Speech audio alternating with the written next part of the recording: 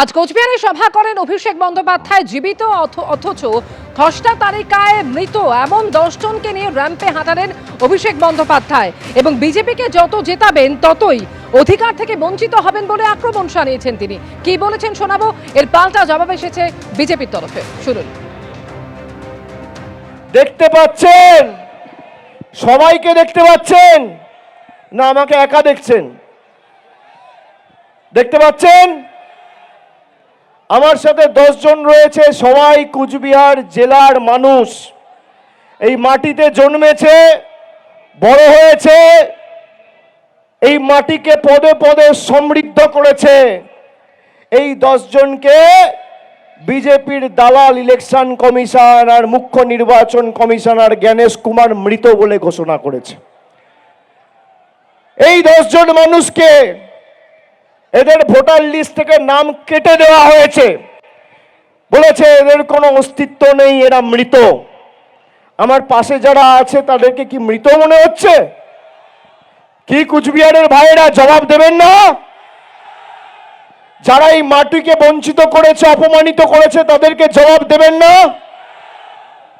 আমাদের ভোটাধিকার কেড়ে নিতে চেয়েছে এই দিল্লির জমিদার আর বিজেপির জল্লাদেরা।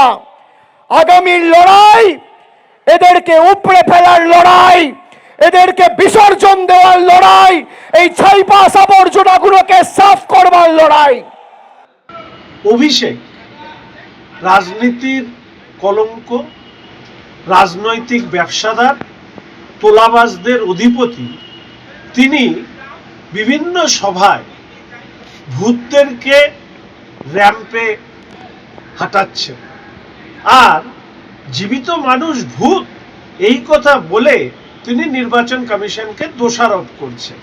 আমি অভিষেক ব্যানার্জিকে চ্যালেঞ্জ করছি, আপনার যদি দম থাকে, আপনার যদি ক্ষমতা থাকে, তাহলে আপনি এই জীবিত মানুষদেরকে যারা মৃত হিসাবে দেখিয়েছেন সেই বিএলওদেরকে র্যাম্পে হাঁটান। আমরা দেখতে চাই জীবিত মানুষকে ভূত বানানো বিএলও আসলে কারা। ঠিকই একই অভিযোগে অর্থাৎ এসআইআর এর ফর্ম 7 নিতে না চাওয়ার অভিযোগে দুর্গাপুরে বিক্ষোভ দেখায় বিজেপি কর্মী সমর্থকেরা। এখানে প্রায় 300 জন ভুয়ো ভোটারের নাম বাদ দিতে 7 নম্বর ফর্ম জমা না নেওয়ার অভিযোগে বিক্ষোভ দেখালো বিজেপি। দুর্গাপুর পূর্ব এবং দুর্গাপুর পশ্চিম বিধানসভায় 300 জন ভোটারের নাম বাদ দিতে 7 নম্বর ফর্ম জমা দেওয়ার চেষ্টা করে বিজেপি কর্মী সমর্থকেরা এবং সেই ফর্ম জমা না নেওয়ায় মহকুমা শাসকের দফতরের সামনে বিক্ষোভ দেখায় বিজেপির কর্মী সমর্থকেরা। বিজেপি রাজপথে লড়ছে। সাধারণ মানুষ অভিযোগ দেওয়া সত্ত্বেও 7 নম্বর ফর্ম নিয়েছে এসপি অফিসে ঘন্টার পর ঘন্টা বসে থেকে হয়রানি করা হচ্ছে। এবিপি আনন্দ, এগিয়ে থাকে, এগিয়ে রাখে।